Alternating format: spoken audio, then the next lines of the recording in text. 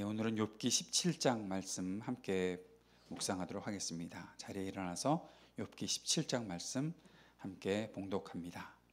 1절부터 봅니다. 나의 기운이 쇠하였으며 나의 날이 다하였고 무덤이 나를 위하여 준비되었구나. 나를 조롱하는 자들이 나와 함께 있으므로 내 눈이 그들의 충동함을 항상 보는구나. 청하건대 나에게 담보물을 주소서. 나의 손을 잡아줄 자가 누구리이까? 주께서 그들의 마음을 가리어 깨닫지 못하게 하셨사오니 그들을 높이지 마소서. 보상을 얻으려고 친구를 비난하는 자는 그의 자손들의 눈이 멀게 되리라. 하나님이 나를 백성의 속담거리가 되게 하시니 그들이 내 얼굴에 침을 뱉는구나. 내 눈은 근심 때문에 어두워지고 나의 온 지체는 그림자 같구나.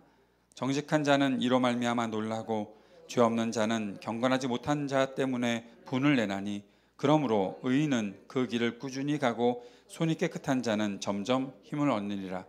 너희는 모두 다시 올지니라. 내가 너희 중에서 지혜자를 찾을 수 없느니라. 나의 날은 지나갔고 내 계획 내 마음의 소원이 다 끊어졌구나. 그들은 밤으로 낮을 삼고 빛 앞에서 어둠이 가깝다 하는구나.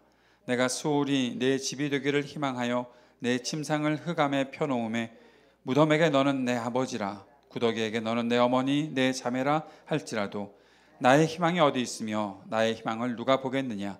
우리가 흙 속에서 쉴 때에는 희망이 수월의 문으로 내려갈 뿐이니라. 아멘. 오늘도 우리가 주님의 말씀 또 주님의 그 뜻을 알게 될 것입니다. 그렇게 주님의 말씀 받겠습니다. 말씀을 읽을 때 이것이 하나님의 말씀인가 하는 생각이 들 때가 있죠. 오늘도 이렇게 절망적인 그 탄식을 하는 것이 우리가 어떻게 이 속에서 하나님의 말씀을 들을 수가 있을까? 하나님의 뜻을 어떻게 깨달을 수 있을까? 많이 고민하게 되기도 하고 또 그저 읽고 넘어가면 지나가겠는데 설교자로서는 이 속에서 무슨 하나님의 뜻을 받아서 어떻게 하나님의 말씀을 전해야 될까? 그런 고민이 생길 때도 있습니다. 그런데 우리가 하나님의 말씀을 성경을 통해서 받을 때 꼭 기억해야 될 것이 있습니다. 그것은 무엇인가 하면 위로부터 내려오는 하나님의 말씀, 그것도 하나님의 말씀이지만 때로는 사람에게서 하나님께 올려지는 탄원과 간구하는 그 모든 기도가 하나님의 귀에 들렸을 때 그것도 하나님께서 우리에게 주시는 말씀으로 우리가 받을 수 있다는 것입니다. 왜냐하면 하나님께서는 사람의 소리를 들으시고 하나님의 일들을 이루시기 때문에 그런 것입니다. 성경에는 그런 탄식들이 많이 나오죠. 특별히 욥기도 그렇지만 시편은 1편부터 150편까지 모든 것이 사람들이 하나님께로 올려드리는 간구잖아요. 사실 위에서부터 내려오는 하나님의 말씀이라면 우리가 너무나 쉽게 하나님의 말씀이다라고 받겠지만 사람들이 주님께 드리는 간구, 그것을 우리가 하나님의 말씀으로 받는 이유는 그 기도를, 그들의 간구를 하나님께서 들으셨기 때문이고 그 간구를 들으신 하나님께서 그 가운데 역사하셨기 때문에 우리가 그것을 하나님의 말씀으로 받는 것입니다. 출애굽기에도 나와 있고 계속해서 성경 곳곳에 나타나 있지만 하나님께서는 사람들의 신음소리를 들으시는 하나님이십니다. 사람들의 고통의 그 신음을 들으시고 하나님의 역사를 펼쳐주시는 분이 바로 하나님이십니다. 그래서 그 사람들의 신음소리가 하나님의 말씀으로 우리가 받을 수 있다는 것이죠. 여기서 놀라운 진리를 하나 발견하게 되는 것이 있습니다. 그것은 우리의 삶에 우리가 어떻게 성경을 기록하는 사람들이 될 수는 없지만 우리가 무슨 사도도 아니고 우리가 예언자도 아니고 이미 성경은 66권으로 전경이 딱 그렇게 완성된 것인데 우리가 하나님의 말씀을 기록할 수 있는 사람들은 아니죠. 그러나 우리가 하나님과 소통할 수 있는 사람들이잖아요. 내가 하나님께 간구하고 하나님께서 나에게 말씀하시는 그 말씀을 우리가 듣잖아요. 그래서 그 속에서 하나님의 역사를 우리가 만들어가기도 하고 또 우리가 이루어가기도 하고 우리가 우리 힘으로 만드는 것은 아니지만 하나님께서 만들어가 주시는 그 하나님의 역사에 동참하게 되잖아요. 그런 하나님과의 소통이 계속해서 이루어질 때 우리가 하나님의 뜻이 이루어지는 것들을 우리 삶 속에서 찾아낼 수 있고 또 보게 되고 경험하게 될 수 있다는 것입니다.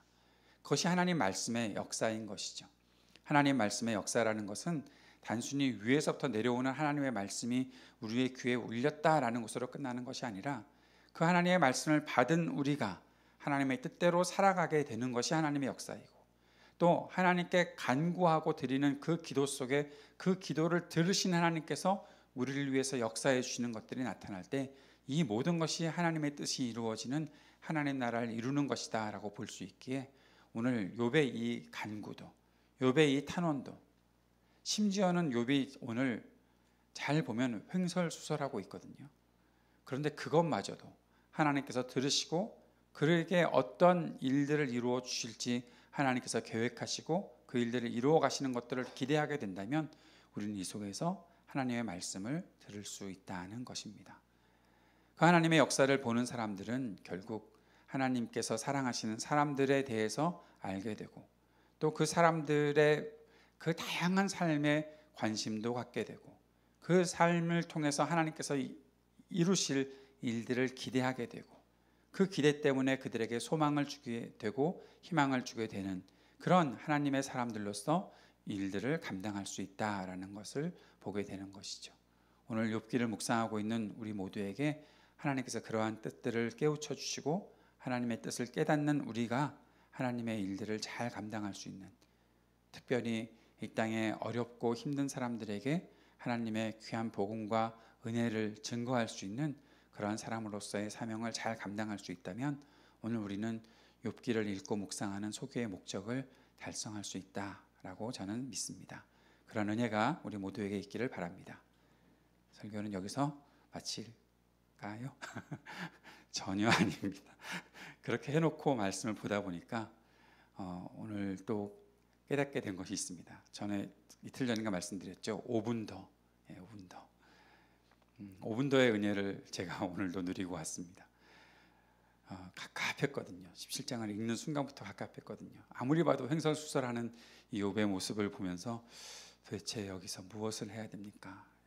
좀 전에 말씀드렸던 일반적인 그러한 지식들을 정리해 놓긴 했지만 도대체 여기서 무슨 메시지와 무슨 교훈을 우리가 받을 수 있겠습니까? 라고 머물렀을 때 깨닫게 해주셨던 것이 있습니다.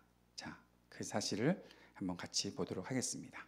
1절에 보니까 나의 기운이 쇠하였으며 나의 날이 다하였고 무덤이 나를 위하여 준비되었구나. 이제 더 이상 곧 오늘 돌아가실 것 같은 그런 분의 이야기를 듣고 있는 것 같죠. 기운이 쇠하였다. 나의 날이 다하였다. 끝났다. 이제 내가 갈 곳은 무덤밖에 없다 라고 말하는 거죠. 거기다가 더해주는 것이 조롱하는 자들이 나와 함께 있고, 다 죽어가는 사람을 조롱하고 있는 사람들, 또 내 눈에 그들의 충동함을 항상 보고 있다. 내 눈을 감고 있었으면 좋겠는데 눈을 뜨게 되니까 그 사람들이 나를 계속해서 격동시키는, 화가 나게 하는 일들을 하고 있다는 것이죠. 그래서 3절에 욥이 이렇게 말합니다. 청하건대 나에게 담보물을 주소서. 나의 손을 잡아줄 자가 누구리이까. 이 말을 우리가 잘 해석해야 되는데요. 이 말의 원뜻은 내가 하나님께 보증이 되었으면 좋겠습니다 라는 뜻입니다. 담보물을 내게 달라. 잘못 번역된 것 같은데요. 더 정확한 번역은 내가 하나님께 보증이 되었으면 좋겠습니다. 나는 아무것도 아니지만 사실 나는 아무 죄가 없지 않습니까? 내가 의롭게 살지 않았습니까? 그러니 나를 하나님께서 담보물로 삼아주시고, 그 다음에 나의 손을 잡아줄 자가 누구리까 라고 말하는 것은 원문을 그대로 번역하면 내 손을 칠 자가 누구입니까 라는 뜻인데, 손을 친다라는 것은 고대 근동의 또 이스라엘의 문화 속에서는 이것이 계약을 맺는 관계가 되는 거예요. 보증을 쓰고 계약을 하게 되는 그런 이야기를 하고 있는 거예요. 오늘 이 말은 무엇인가 하면 나는 아무것도 가진 것이 없습니다. 내가 의롭다라는 것들을 누구에게 확신시켜 주어야 하겠는데 아무것도 가진 것이 없는데, 그러나 한 가지 확실한 것이 있습니다. 나는 의인이고 나는 죄 없이 살아왔던 사람입니다. 하나님께서 보시기에 하나님으로부터 이러한 고통을 당할 만큼의 죄악을 내가 저지른 것이 나로서는 아무것도 없으니 하나님께서 판단하셔서 나를 보증으로 삼아주시면, 나를 담보물로 삼아주시면, 나 자신을 담보물로 삼아주시면 내가 하나님과 하든지 사람들과 하든지 내가 의롭다라는 것을 대해서 확실하게 증거하고 그렇게 계약을 맺을 수 있는 그런 신뢰관계가 될 수 있는 일이 일어날 수 있지 않겠습니까? 라는 거예요. 그만큼 욥이 자신에 대해서 확신을 갖고 있는 것이죠. 자신을 대적하고 자신을 공격하는 사람들에게 그러한 마음을 표현하고 있는 거죠. 계속 욥기를 보면서 또 욥을 보면서 생각하게 되는 것은 나는 나를 담보물로 삼아달라고 말할 수 있을까? 여러분 어떠세요? 여러분 스스로를 무엇인가 여러분의 모든 것들을 증거하기 위해서, 내가 확실하다는 것들을 증거하기 위해서 여러분 스스로를 담보물로 삼을 만큼 그렇게 정결하게 살아가고 있는가 하는 거죠. 거기에 대해서 나는 그럴 수 있습니다라고 말할 수 있다면 얼마나 복된 삶이겠습니까? 그런데 가끔 그게 아닌 것이 보이잖아요. 다 된 것 같은데 아차 하는 부분이 있잖아요. 다 된 것 같은데 모자라는 부분이 있잖아요. 제가 그 사석에서 말씀드렸잖아요. 어디에 캐스팅이 됐다고, 좋은 데 캐스팅이 됐다고. 어저께 취소 통보를 받았어요. 안 된대요. 바뀌었대요. 다 됐는데 촬영장만 가면 되는데, 근데 갑자기 취소 통보를 받았어요. 기운이 다 빠지는 거예요. 그러면서 또 생각을 해보는 거예요. 나에게 뭔가 부족함이 또 있구나. 물론 그 드라마를 만드는 사람들이 더 추구하는 좋은 이미지가 나타났겠죠. 그런데도 불구하고 나 자신을 생각해 볼 때 또 이렇게 축 늘어지게 되는 거 있죠. 내가 다 됐는 줄 알았는데. 광 목사님이 그러셨거든요. 이제 얼마 안 있으면 우리 교회에서 11조를 제일 많이 내는 사람이 될 거라고 제가. 아멘으로 빨리 받았어야 되는데 정말 그러다가 놓쳤더니 그랬나? 그런 생각이 드는 거예요. 빨리 아멘으로 받았어야 되는데 정말? 제 속에 무슨 생각이 있었는지 모르겠는데 아무튼 뭔가 부족함이 발견되는 거예요. 이제는 확실하다 싶으면 뭔가 또 아닌 것들이 발견되는 거죠. 그렇게 부족한 우리인데, 그런데 욥은 자신을 담보물로 삼아달래요. 다 죽어가는 사람이, 이제 무덤밖에 없다는 사람이 그렇게 하게 해달라고 그렇게 얘기를 하고 있어요. 부러운 것 한 가지는 정말 그렇게 확실하게 살아갈 수 있는 사람이 되었으면 좋겠다라는 것인데요. 그런데 여기서 또 한 가지 교훈은 나는 평생 그렇게 못하겠다라는 거예요. 왜냐하면 나는 너무나 연약한 인간이기 때문에. 그런데 그럼에도 불구하고 내가 확신을 갖고 살아갈 수 있는 이유가 무엇일까? 나 때문이 아닌 거예요. 욥이 온전하다고 했죠. blameless. 그에게는 흠잡을 것이 없다고 했죠. 여러분, 교회에서 세워지는 사람은 흠잡을 데가 없는 사람이어야 해요. 장로건 집사건 목사건 교회에서 섬기는 사람은 흠잡을 데가 없는 사람이어야 해요. 아무나 막 세울 수가 없어요. 그렇게 하면 안 돼요. 그런데 그렇게 하면 누가 세워지겠습니까? 저는 여기 와서 설 수 있겠습니까? 그런데 제가 이 일을 할 수 있는 이유는, 그리고 여러분이 교회의 직분자로서 그 일을 감당할 수 있는 이유는 blameless하게 만들어주신 그 분이 계시기 때문이죠. 나는 누군가에게 담보로 잡혀있을 사람이 아니에요. 그런데 내가 그렇게 확신을 가지고 살아갈 수 있는 이유가 있어요. 그것이 무엇인가 하면 나의 모든 죄를 씻어주신 예수 그리스도가 계시기 때문이에요. 그분 없으면 내가 무슨 자격으로 하나님 앞에 나아갈 수가 있겠습니까? 그분 없이 우리가 무엇을 확신한다고 말할 수 있겠습니까? 그분이 확실하신 것이죠. 나는 아무것도 아니지만 나를 사랑해 주신 그분, 나를 위해 십자가에 죽으신 그분, 나를 위해 모든 것들을 내어놓으신 그분, 그리고 부활로 생명으로 우리에게 소망이 되어주신 그분, 그분이 계시기에 오늘도 우리는 확신을 가지고 살아갈 수 있는 거예요. 사랑하는 여러분, 우리가 그 은혜를 누리고 있는 사람들입니다. 우리가 욥처럼은 못 될 것 같아요. 아무래도 욥처럼은 안 될 것 같아요. 그런데 우리를 귀하다고 여겨주시는 분이 계시기에 오늘도 우리가 그렇게 살아갈 수 있다는 것입니다. 4절에 보면 욥이 주께서 그들의 마음을 가리어 깨닫지 못하게 하셨사오니 그들을 높이지 마소서, 친구들에게 하는 이야기입니다. 저들이 더 높아지면 안 되겠습니다.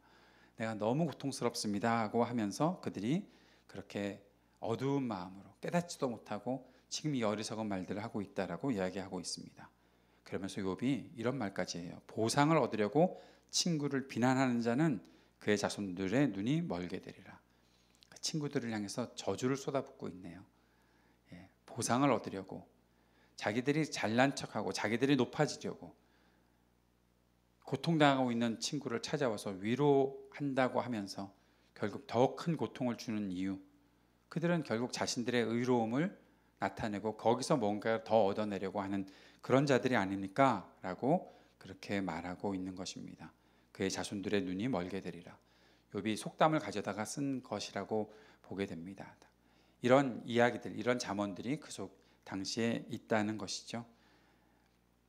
이런 말씀들을 우리 마음속에 하나 새겨놓는 것이 좋을 것 같습니다.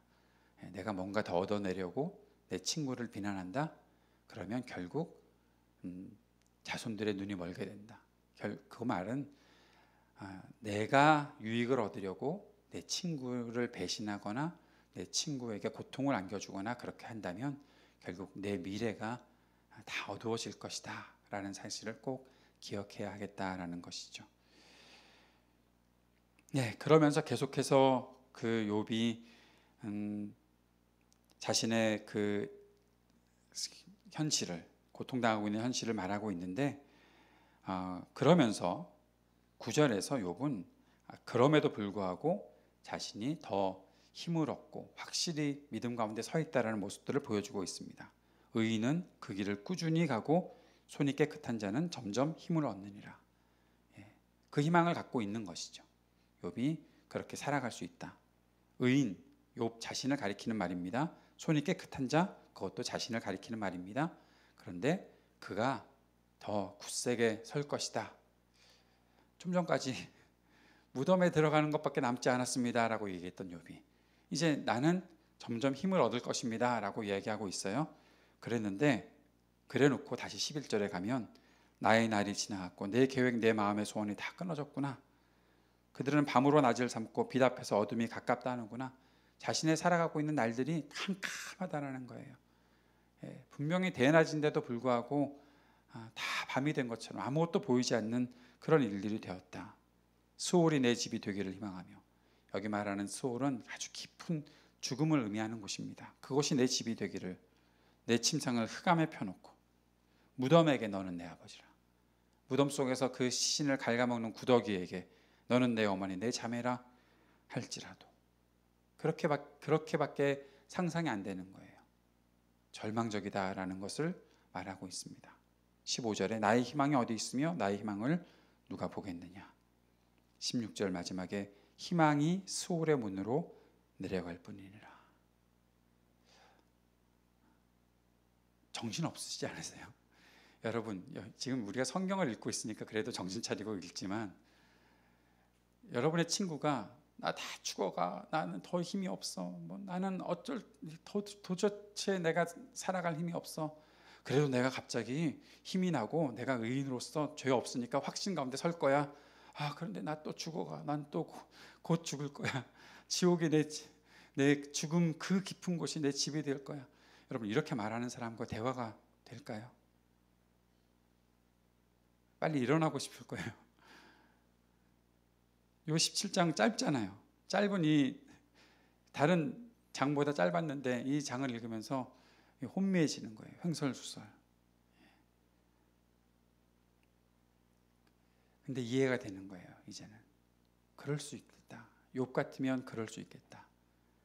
의롭게 살아왔던 자신의 삶에 이렇게 고통이 닥치고 모든 것들을 다 빼앗긴 것이죠. 그게 어디서 자신이 없애버린 것도 아니고 다 빼앗아 가버리신 것인데, 내가 의지하고 내가 신뢰하는 하나님이 그렇게 하신 것 같은데, 하나님은 나한테 아무런 이유도 말씀해 주지 않으셨는데 내가 이렇게 다 죽어가는데, 나를 위로하러 왔던 사람들이 나에게 공격하고 너 죄인이라고 얘기하고 그렇게 말하고 있는데 그 고통들을 내가 어떻게 견뎌?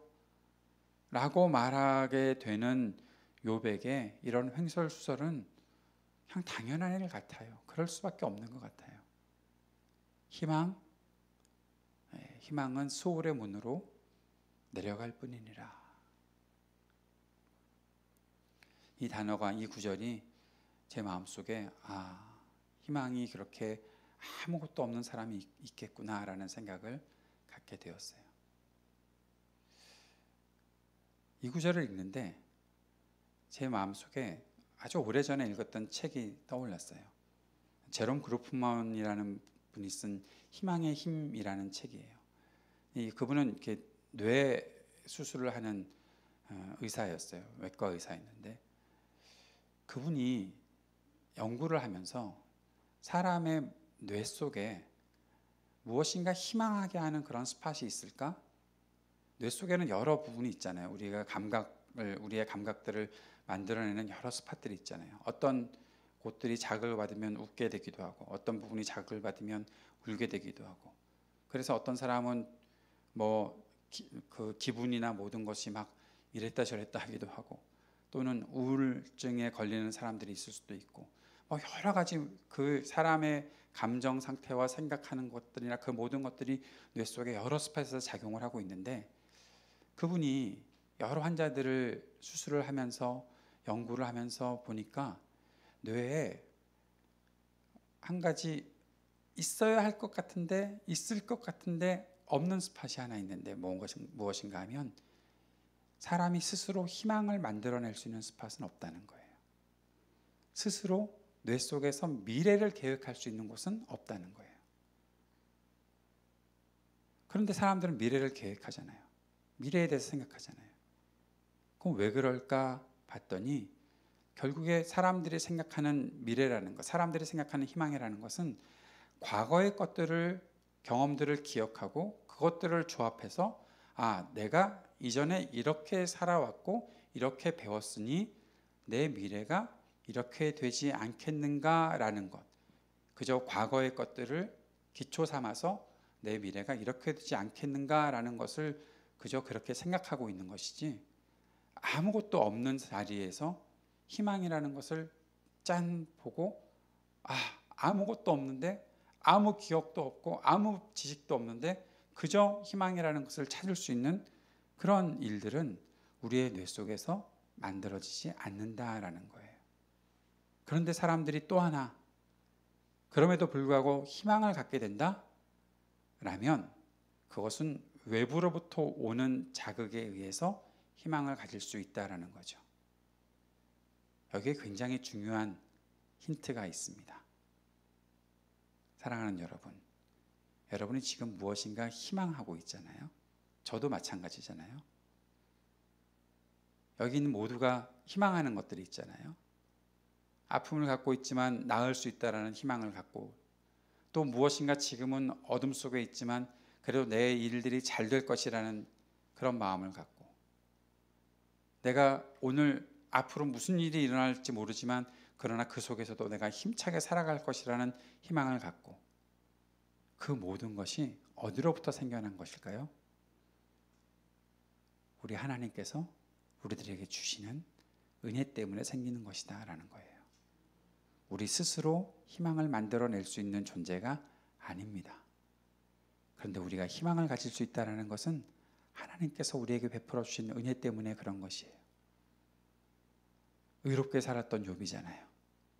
그리고 흠없이 살았던 욥이잖아요. 그런데 고통을 겪으니까 자신에게 있어서의 모든 것들을 다 포기하고 희망은 수월의 문으로 내려가느니라 라고 이야기할 수밖에 없는 그런 사람이 되었잖아요. 우리의 과거를 돌아보면 욥과 같은 그러한 의로움이나 온전함이 없잖아요. 그러면 우리는 이미 희망이 수월의 문으로 내려가는 것이 아니라 아예 그 수월의 문 저 끝에 이미 거기에 빠져 있는 것이 우리의 모습이 아닐까요? 그런데 우리는 지금 희망을 이야기하고 있어요. 믿음이라는 것은 항상 미래지향적인 것인데 그 믿음을 가지고 오늘 우리가 살아가고 있어요. 이것이 우리가 잘나서 만든 것인가요? 우리의 존재가 그만큼 가치 있기 때문에 그러한 희망이 생긴 것인가요? 아니라는 거예요. 사랑하는 여러분, 우리가 희망을 가질 수 있는 이유는 우리를 사랑해 주신 하나님이 계시기 때문이에요. 하나님께서 계획하신 일들을 우리를 통해서 이루고자 하시는 그 뜻을 갖고 계시고 그 뜻을 우리에게 깨닫게 해주시려고 예수 그리스도를 우리들에게 보내주셨고 예수 그리스도를 향한 믿음을 갖게 되었을 때 예수 그리스도가 나의 구주이시고 나의 모든 것 되신다라는 고백을 하게 되었을 때 우리에게 내일을 얘기할 수 있고 미래를 얘기할 수 있고 희망을 얘기할 수 있고 하나님께서 우리에게 놀라운 일들을 이루어 주실 수 있다는 그러한 희망을 가지고 나아갈 수 있게 만들어 주시는 거예요. 어쩌면 우리는 욥보다도 더 처참하게 죽음을 생각하고 있는 사람들일지도 몰라요.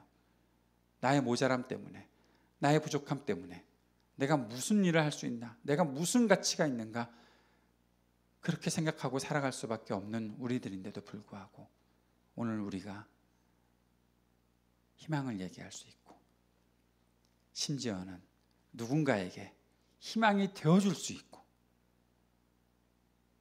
그렇게 우리를 살아가게 하셨다는 하나님의 놀라운 은혜를 깨닫게 되었을 때 어찌 우리가 감사하지 않을 수가 있고 어찌 그 시간들을, 그 순간들을, 그렇게 주어진 날들을 우리가 어떻게 헛되게 보낼 수 있겠습니까?